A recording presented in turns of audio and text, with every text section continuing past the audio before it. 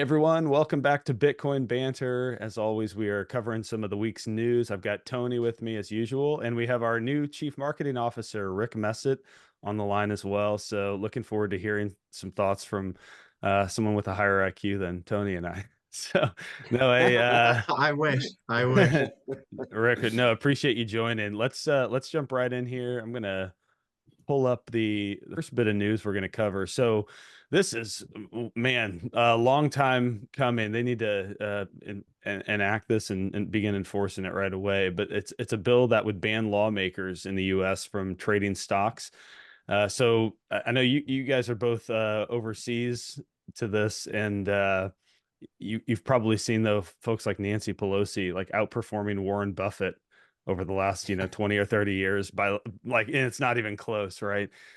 She's either just a genius or maybe she knows something that the rest of us don't. So this would be a big deal. Unfortunately, the Congress that profits from insider information would be the Congress that would have to pass this sort of law. But any thoughts? And Tony, by the way, I think this kind of goes back to what we've talked about. I think it just maybe last week about, are we on the right trajectory, this like freedom trajectory, and we're inching close. People are recognizing the clown world in which we live, and maybe moving us a little bit closer in the right direction. Any thoughts? Yeah, of course, man. Like I said, the matrix is falling apart. It's crumbling. This this whole insider trading, this is like professional thieving at its best. She should write a course. Let us know how she does it, man. Where she got her intellect and her wisdom and her savoir faire about how to professionally steal and become richer than life on a salary that's dictated by the taxpayer, right? Um, uh, I'd love to learn, how to steal like this and get away with it, with no accountability. She should show the world. I mean, I'm sure it'll be inspirational. But yeah, it's it's definitely a move in the right direction. It's long overdue. It's surprising that we're starting to see all this good news, lately. Um, every lie, every bullshit has an expiry date, man, and this is just one of it. With enough social pressure, things crack. I mean, luckily there are still good people in prominent positions that are able to influence change, and I think we're starting to see it. Someone just threw in a bill to end the Fed, for example. Where would you have dreamed to hear about such a thing? Now you have this. So tomorrow it might be something else. It's like the wheels are in motion, going forward in the right direction, seemingly, at least so far, which is very, very bullish, very optimistic. And I genuinely pray it keeps up that way. Rick, I'm curious to hear your thoughts. I'm also wondering, you're in the UK, right? Yeah. So is this like a problem in politics internationally? Like, are folks profiting all over the world from their political positions, or is this unique to the United States?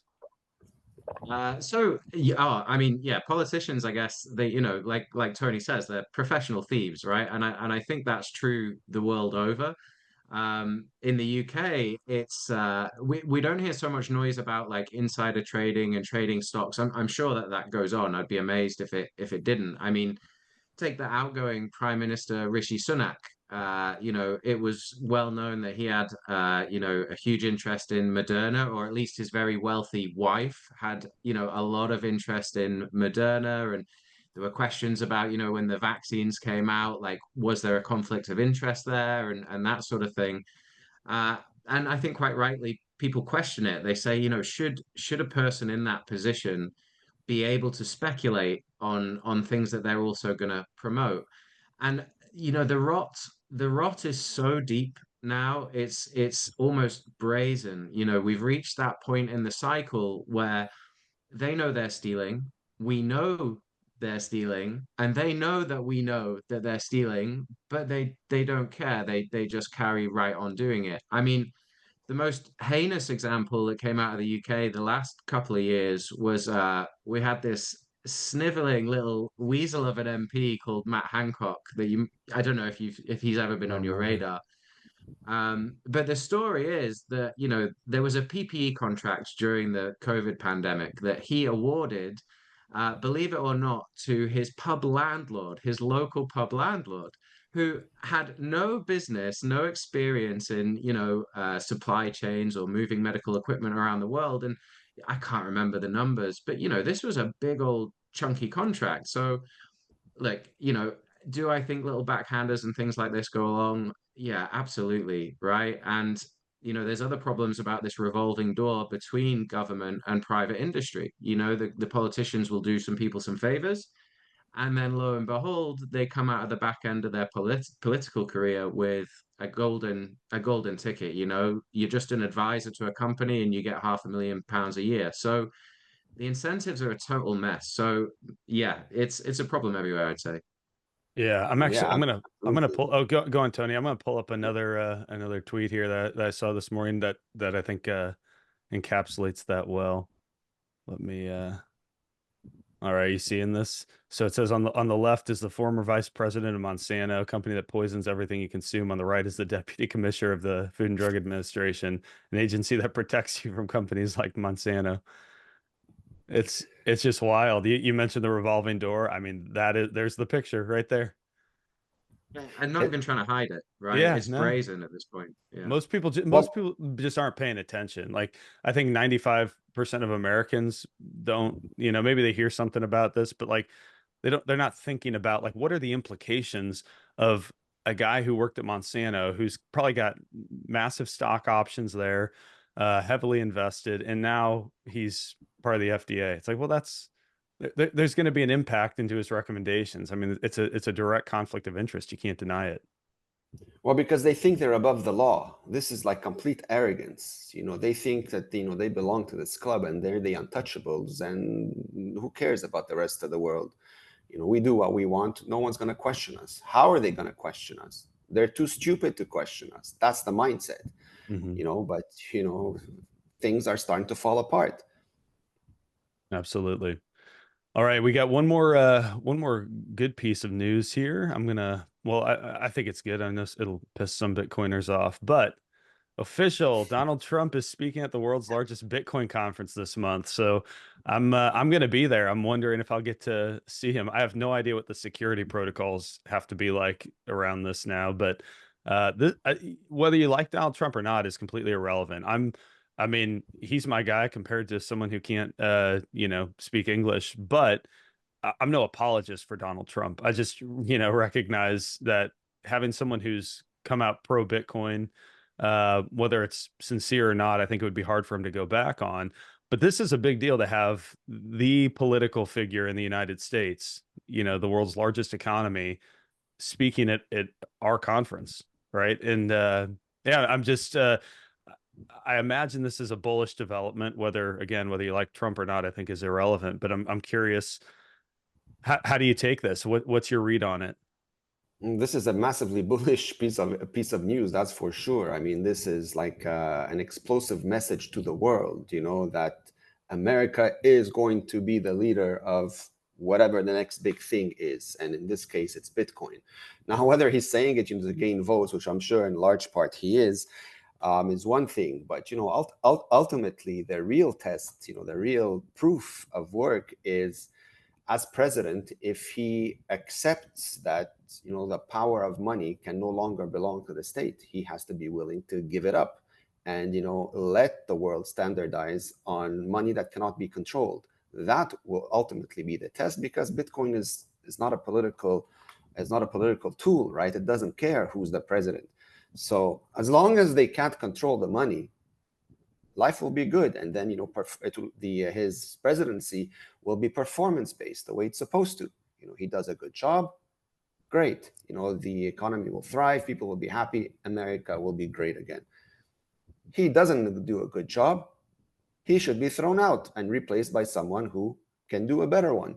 But the incentives have to be there, they have to be in place. So yes, it's very, very good news. It's very encouraging. If I had to vote between one or the other, for sure I'd align myself with someone who is going to get us closer to that standard. But it's not enough to get us closer. You need to get us there and keep us there the way it was meant to be, not with like slight alterations or modifications that sort of keep one foot in the old system, while using Bitcoin as a brand. That's not what we want, right? So that's to be seen. Yeah. Rick? Yeah, it's oh man, it's a crazy one, you know. As you know, like I've been in Bitcoin for quite a while now, and I try and keep that perspective of like, wow, you know, like 10 years ago, if we'd have been talking about a potential president making these statements, it's absolutely bonkers. So I think the first thing it underlines is, you know, just how far Bitcoin has come. Like it used to just be a joke, you know, we'd be mocked mercilessly for even talking about it. And now Donald Trump's on stage using it as you know, an election campaign point. So that's wild. The other thing that really took me back was, you know, on the Republican Party platform, it was the language that they used around the support of Bitcoin was just nuts to me. Like it was much more than I would ever kind of expect or dream of. I mean, they said they'll support Bitcoin mining, they'll support self-custody, uh, and they're going to oppose central bank digital currencies. And the one that really got me was when they said that, you know, they want to support citizens transacting free from government control or surveillance. I was like, okay, wow, that's really hard to walk back from. I mean, it's almost like a Bitcoiner wrote this for them, you know. Yeah. So I mean, it's tremendously bullish. It's very supportive of Bitcoin. The only thing I'd say is to me, I don't want to get too excited because this is an inevitability in my mind, right? Politicians are just like the rest of us. They're human beings, and just like everybody else, they're going to get dragged into Bitcoin's, you know, orbit, into its gravity. It's inescapable. So they are going to come, and they're all going to come. Uh, I think as well, what we should maybe think about is how do we press home this advantage, right? Okay, so you're going to support Bitcoin mining, great. You're going to support self-custody, great.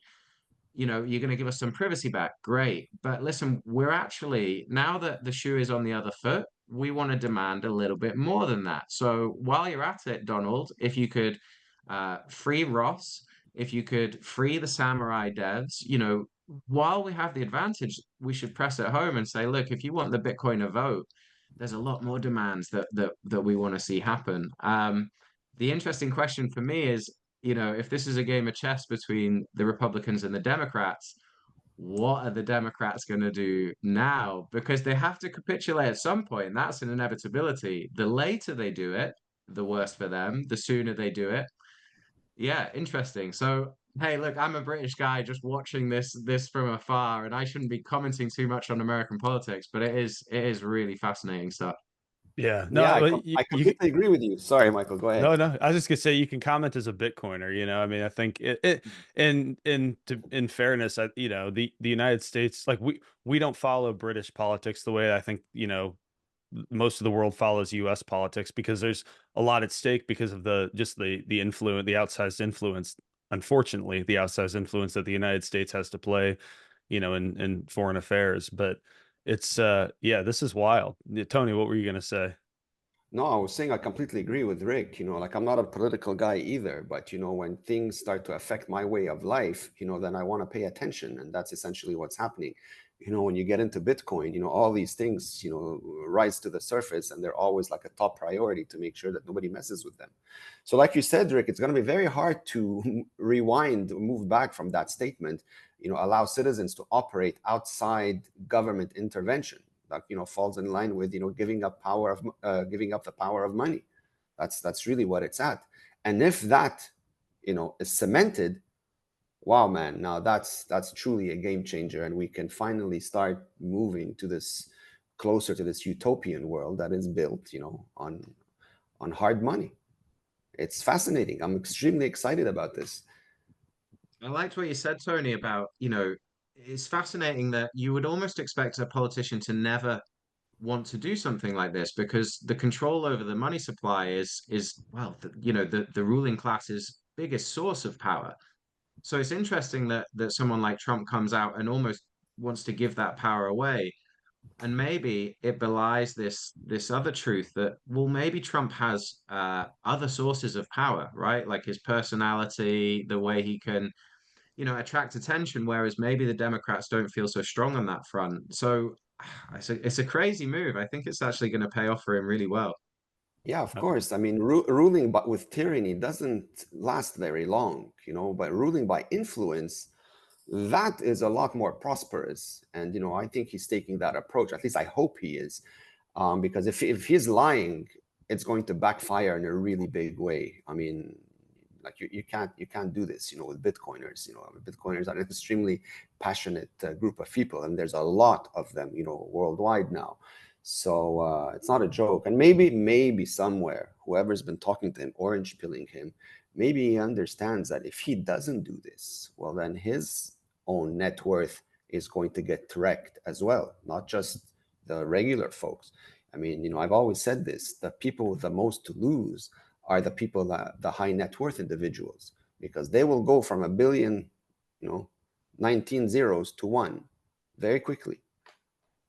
yeah. And I think, what's worth mentioning as well is just, I feel like, having grown up a bit more now, I'm starting to understand that maybe it's never really a great idea to ever fully trust a politician. How That's many true. decades of politicians philandering and lying do we have to put up with before we call them on it, and just take a little bit of caution. And the last thing I'd say on it as well is it's great that Donald Trump wants to give you permission to self-custody your Bitcoin and that Bitcoin mining is allowed. But let's never forget that the whole point of Bitcoin is that we're not asking for permission. We can do this whether Trump wins, doesn't win, whatever.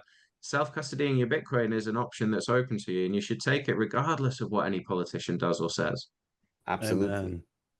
Alrighty. So last thing I wanted to talk about isn't a news point, but there's been a lot of discussion this week about hardware wallets securing your Bitcoin. And we obviously do that and have very strong opinions, very principled positions on what we recommend and support. Tony, could you maybe just give like a real quick 2-minute rundown on what it is that we like, where our stance lies on self custody and hardware wallets specifically?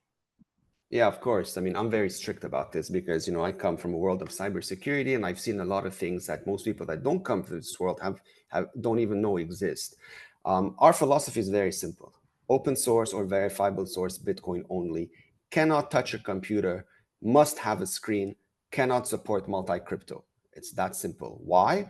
Is because you're opening up yourself to a multitude of potential problems that don't exist if you don't have these things to begin with. So why take that risk when you have an option not to?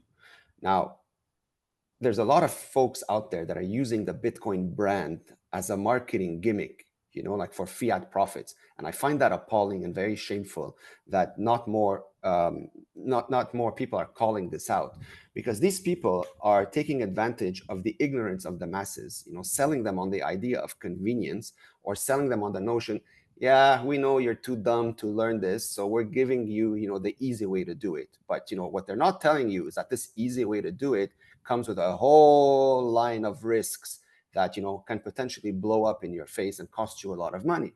That's what they're not saying, and this is what I find utterly disgusting. So like, no one is too stupid to learn self-custody. It's just new, and when you have a good teacher, the most complicated things all of a sudden become as simple as ABC. And this is what we do. We are exceptionally good teachers with a lot of experience, and we filter out all the complexities so anyone can do this.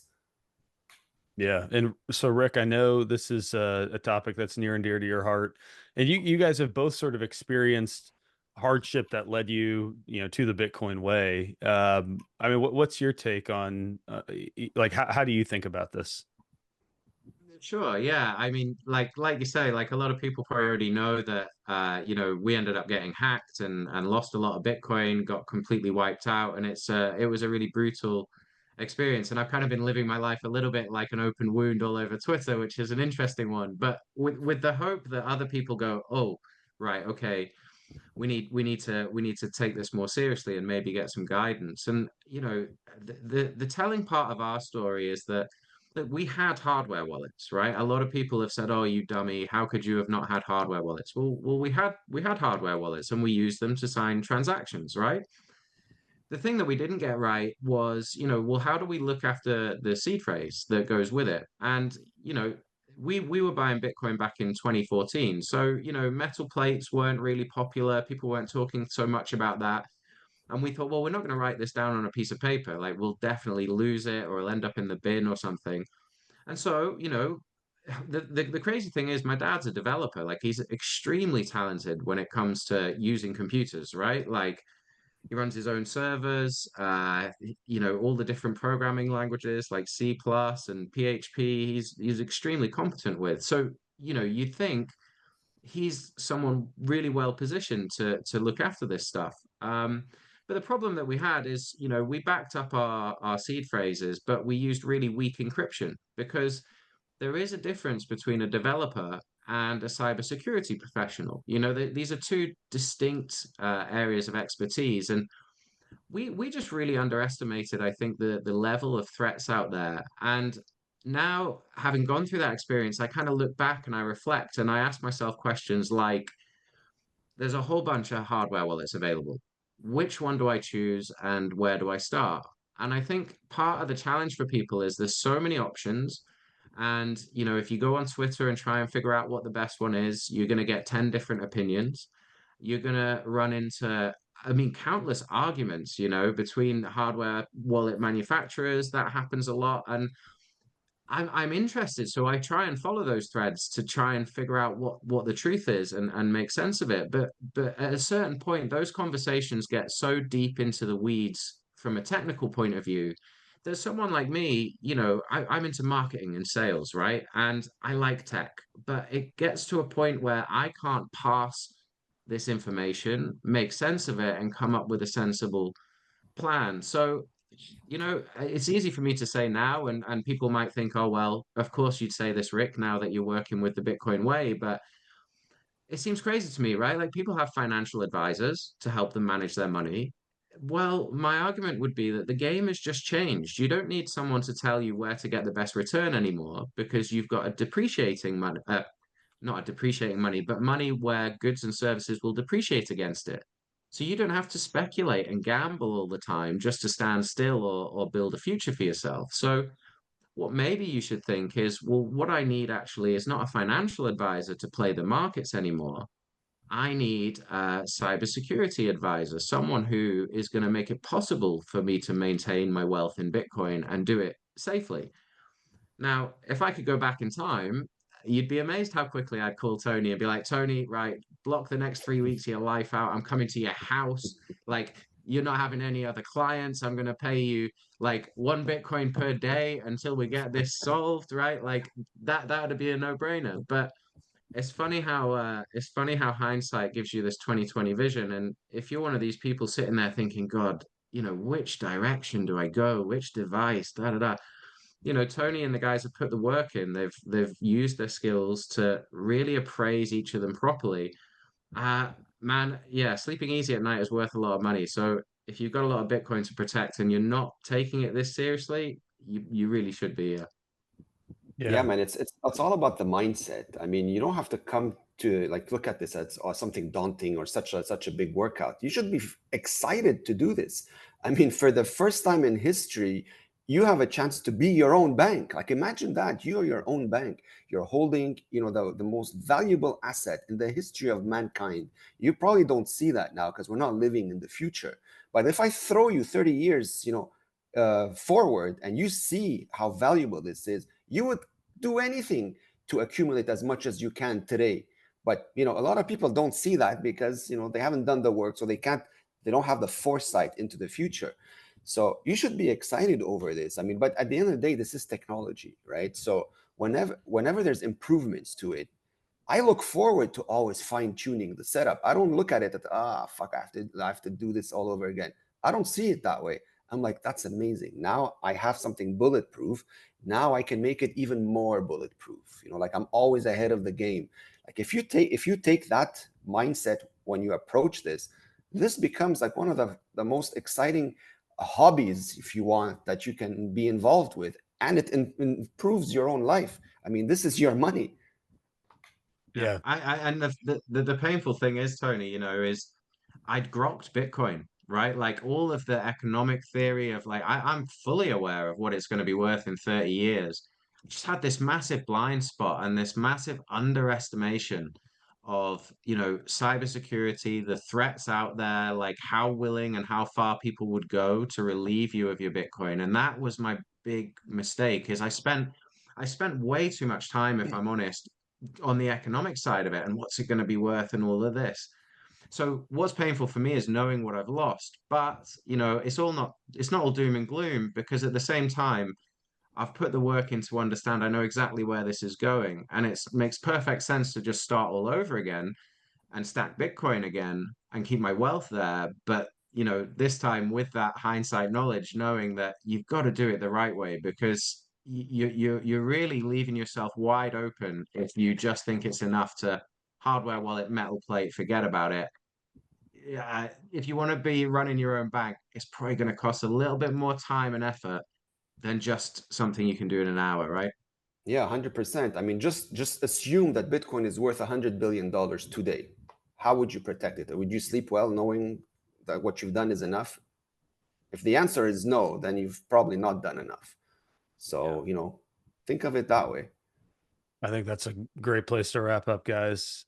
Thank you everyone for listening. Hey, if you want help with your Bitcoin self-custody setup, your personal cybersecurity, you're looking for a plan B, check out the bitcoinway.com/podcast. We can schedule some time and talk through how we help and what we do. And I think Rick and I both have personal experiences. It kind of went the other way for us. We were clients and very grateful clients of the Bitcoin Way before we joined the team. So I can't say enough good, and I'm grateful for Tony and the rest of the guys. Rick, thanks for joining for the first time. I think we're going to try having you on as a regular guest. So hopefully we get some spicy news over the next couple days, and we can chat again next week.